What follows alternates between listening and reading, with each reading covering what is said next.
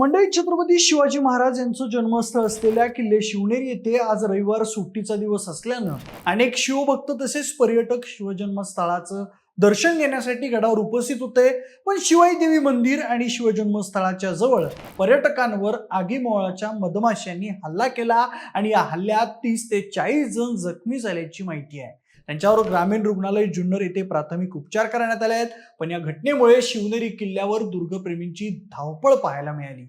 ही घटना सकाळी 9:15च्या दरम्यान घडली असल्याचं सांगितलं जात आहे. यावेळी गडावर उपस्थित असलेले खासदार निलेश लंके यांनी या घटनेच्या मदत कार्यात सहभाग घेतला. पर्यटकांना रेस्क्यू टीम व वन विभागाच्या वतीनं सुखरूप गडावरून खाली उतरवण्यात आलंय. आरोग्य विभागाच्या 6 ते 7 अँब्युलन्स शिवनेरी किल्ल्याच्या पायथ्याशी दाखल झाल्या आहेत, तर काही विद्यार्थी गडावरच अडकल्याची भीती व्यक्त केली जात आहे.